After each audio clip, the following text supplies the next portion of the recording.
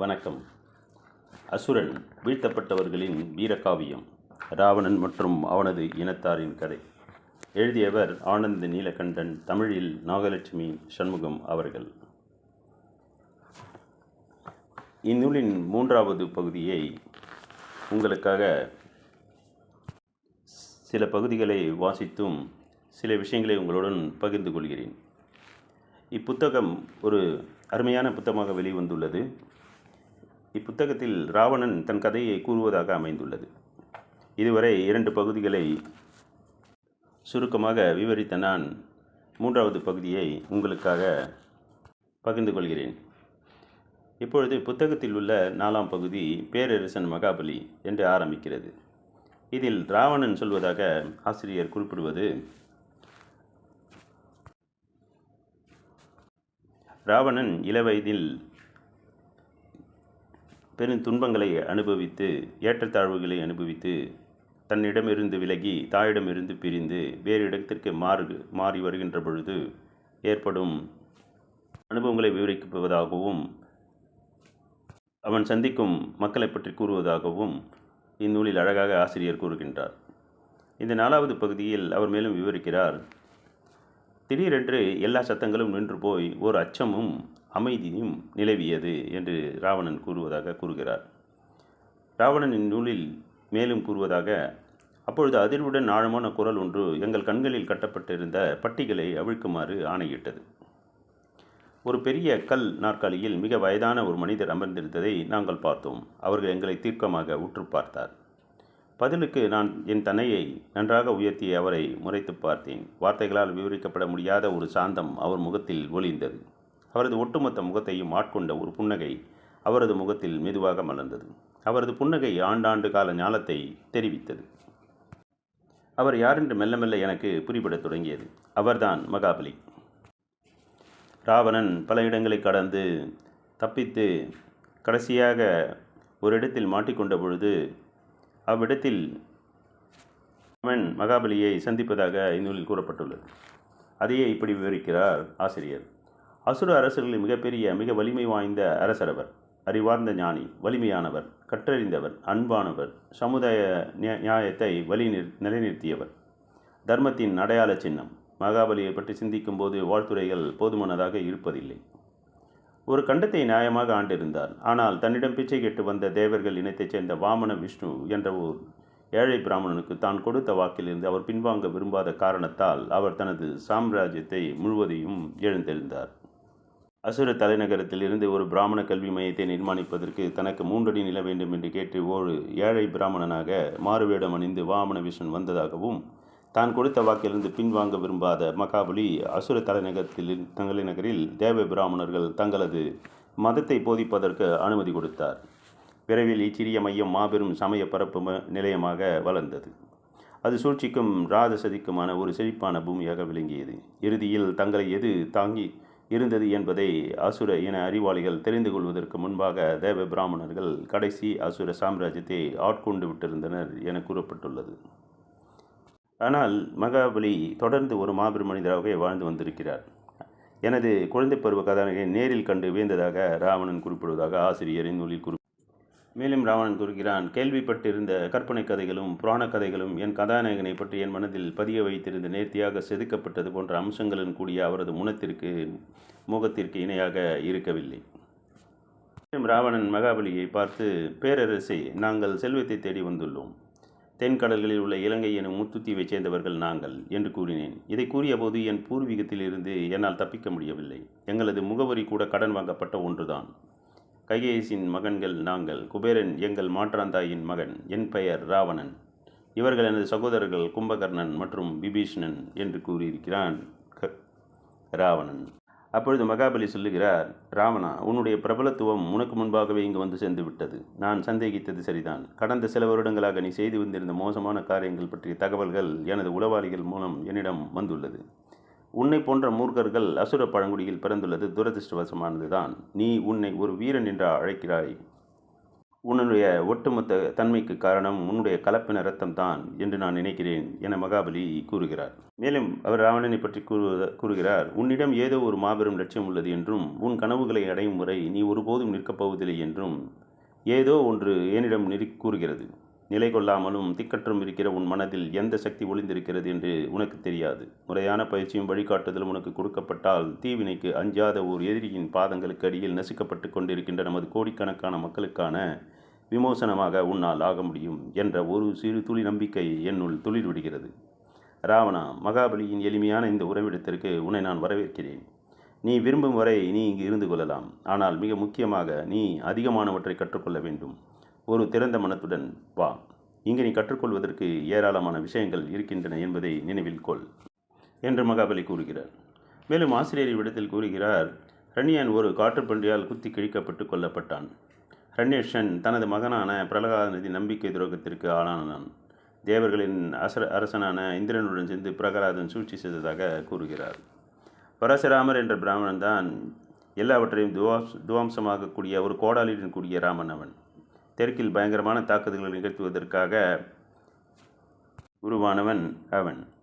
பரசுராமர் ஓரிடத்தில் வெற்றி கொண்ட போதெல்லாம் அங்கு பிராமணர்கள் மிக உயர்ந்த பதவிகளை வகித்ததாகவும் மலையர்கள் அல்லது வண்ணான்கள் போன்ற முந்தைய பூசாரிகள் அனைவரும் நகரங்களிலிருந்து கிராமங்களுக்கு விரட்டியடிக்கப்பட்டதாகவும் செயற்திறனற்ற அரசனாக பிரகலாதன் அமைதியை மிகவும் அவமான வழியில் மிக அதிக விலை கொடுத்து பரசுராமரிடத்து வாங்கி கொண்டதாகவும் இதன் விளைவாக அசுரர்கள் சமுதாயத்தில் பிராமணர்கள் மிக உயர்ந்த நிலையில் இருப்பதாகவும் அவன் உறுதி செய்ததாகவும் ஆசிரியர் இந்நூலில் கூறியுள்ளார்.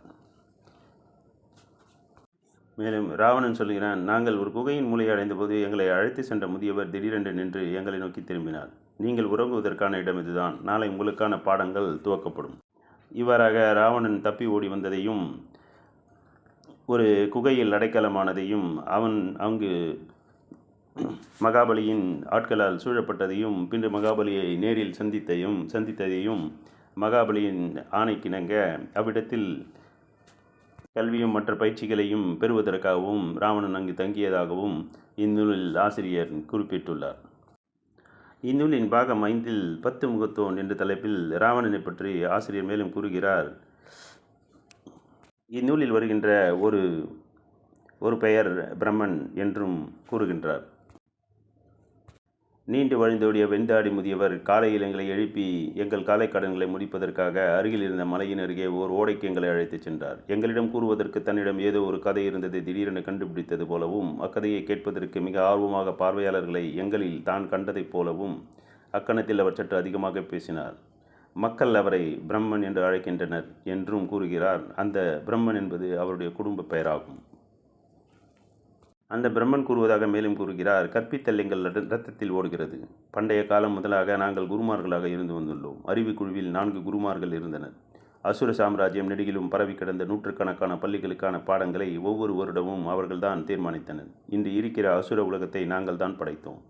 என் குடும்பம்தான் சட்டத்தை உருவாக்கியது. சிந்து நதிக்கரையில் அமைந்திருந்த மாபெரும் சாம்ராஜ்யத்தில் துவங்கி வயல்களிலும் நிலங்களிலும் விலங்குகளை தொன்று தொட்டு பாதுகாத்து வந்திருந்த சமுதாயத்தை தங்களுடைய செயல்பாடுகள் காரணமாக பசுபதிகள் என்று அழைக்கப்பட்ட சிவபெருமின் குடும்பத்தாரோடு கூடவே எங்கள் குடும்பத்தினரும் கடவுள்களாக வழிபட்டனர். ஒரு நாகரிகத்தை உருவாக்கியவர் நாங்கள் என்று பிரம்மன் கூறுவதாக கூறியுள்ளார் ஆசிரியர். மேலும் பிரம்மன் கூறுவதாக அவர் கூறியுள்ளார், பிறகு தேவர்களின் படையெடுப்பு தொடங்கியது. மயன் பள்ளியின் தலைவர் சரியான நேரத்தில் தனது பறக்கும் இயந்திரத்தில் ஏறி தப்பி இருக்கிறார். புஷ்ப விமானத்தின் மாதிரி இப்பொழுது மயனிடம் உள்ளது. மனிதன் மீண்டும் விண்ணை வெற்றி கொள்வதற்கும் இன்னும் எத்தனை நூற்றாண்டுகள் ஆகும் என்றும் தெரியவில்லை.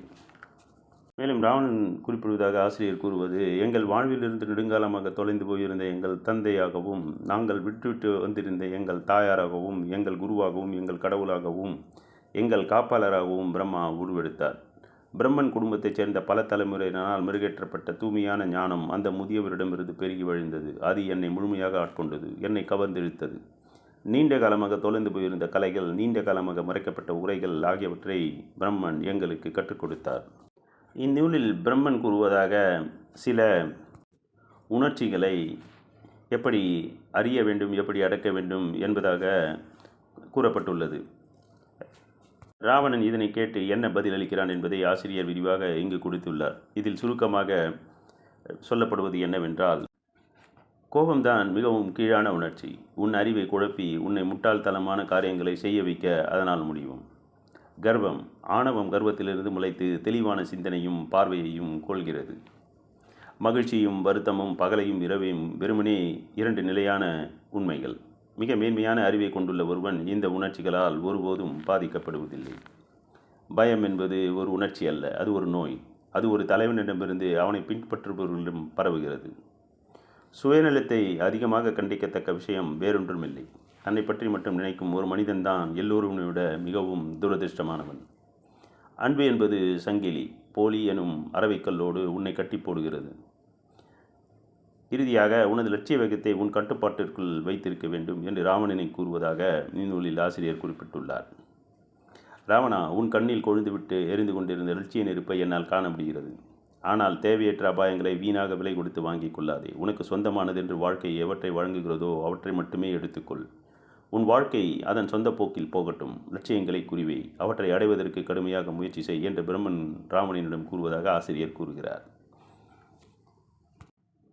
மேலும் கூறுகிறார், பாதுகாக்கப்பட வேண்டிய ஒரே மதிப்பான பொருள் உன் மனம் மட்டும்தான். உன் குருமார்களிடமிருந்தும் உன் புத்தகங்களிலிருந்தும் உன் வாழ்க்கையிலிருந்தும் நீ பெறுகின்ற அறிவை உறிஞ்சி அதை மாபெரும் ஞானமாக மெருகவேற்றுவது உனது மனம்தான்.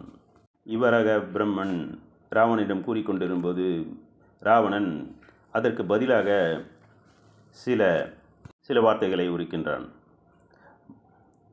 ராவணன் பிரம்மனை பார்த்து கூறுவது, மாண்புமிகு பேரரசே, நீங்கள் கூறிய அனைத்தும் உன்னதமான எண்ணங்கள். ஆனால் நீங்கள் என்னிடம் எதிர்பார்க்கும் விஷயங்கள் சாத்தியமற்றவை.